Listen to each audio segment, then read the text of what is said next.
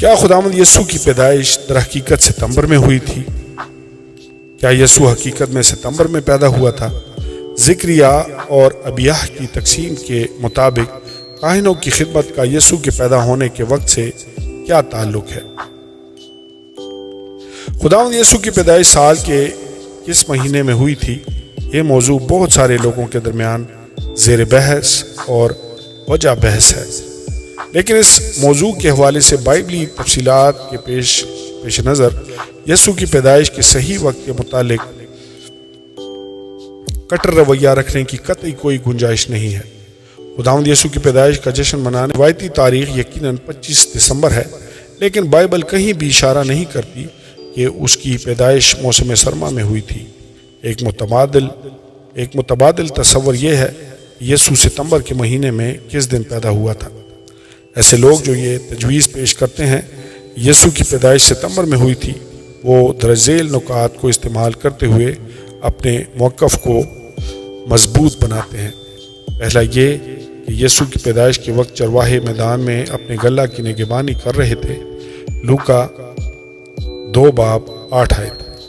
کچھ ذرائع کے مطابق دسمبر میں چونکہ بہت سردی ہوتی ہے اور ہوا میں بہت زیادہ نمی بھی پائی جاتی ہے، اس لیے ایسے موسم میں چرواہے اپنی بھیڑوں کے ساتھ میدان میں نہیں رہ سکتے تھے۔ لہٰذا لوکا کا بیان واضح کرتا ہے کہ یسوع کی پیدائش گرمیوں کے آخر یا موسم خزاں کے شروع میں ہوئی ہوگی، یعنی ستمبر میں۔ اس دلیل کے ساتھ مسئلہ یہ ہے کہ دسمبر میں بیت لحم کا اوسط کم درجہ حرارت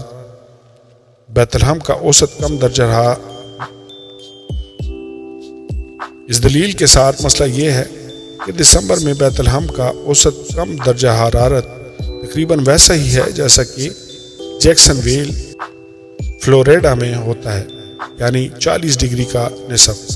دوسرا یہ کہ ستمبر میں یسوع کی پیدائش کے تصور میں اس مردم شماری پر غور و خوض کرنا بھی شامل ہے جس سے مریم اور یوسف متاثر ہوئے تھے۔ لوکا 2:1-4۔ کچھ لوگ یہ دلیل پیش کرتے ہیں کہ رومی مردم شماریاں سردیوں میں نہیں کی جاتی ہوں گی کیونکہ سرد درجہ حرارت اور راستوں کی خراب حالت مردم شماری میں شمولیت کے عمل کو مشکل بنا دیتی ہوگی۔ تاہم دوسرے لوگ رائے دیتے ہیں کہ رومی حکام شہریوں پر ڈالے جانے والے بوجھ کے بارے میں اتنے فکر مند نہیں ہوتے تھے، ان کو سب سے زیادہ فکر قیصر اور اعلیٰ حکام کے حکموں کی تعمیل کرنے کی ہوتی تھی، اس لیے قوانین اور احکامات کے اطلاق کے لیے آسانی اور سہولت کا عنصر سامنے نہیں رکھا جاتا تھا۔ خداوند یسوع کے ستمبر میں پیدا ہونے کے نظریے کے حامیوں کی طرف سے پیش کیا جانے والا تیسرا اور سب سے اہم نقطہ یہ ہے کہ یسوع کی پیدائش کے وقت کے تعین کے لیے یوحنا اصطباغی کی پیدائش کے وقت کو بھی مد نظر رکھنا ضروری ہے۔ ان کے مطابق یہ بائبلی حقائق اصل بنیاد کو تشکیل دیتے ہیں۔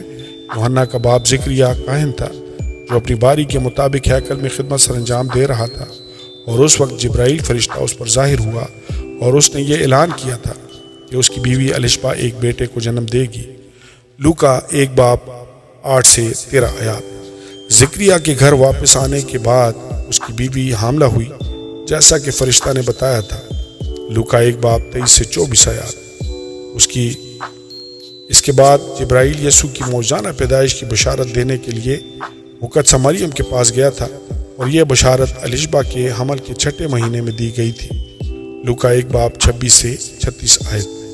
ایک اور اہم بات یہ ہے کہ زکریا ابیاہ کے فریق میں سے ایک کاہن تھا۔ لوکا 1:5۔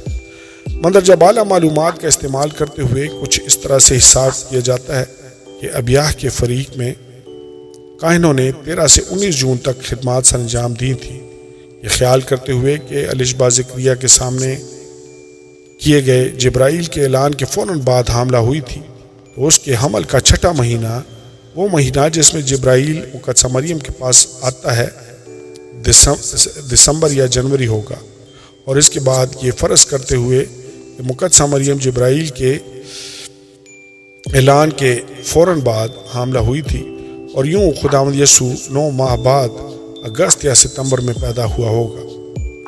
ستمبر میں یسوع کی پیدائش کے نتیجے پر پہنچنے کے لیے اس سارے حساب و کتاب کو استعمال کرنے میں اب بھی ایک مسئلہ ہے۔ ہمیں اس بات کا پختہ یقین نہیں ہے کہ ابیاہ کے فریق کے کاہنوں نے کب خدمات سر انجام دی تھی۔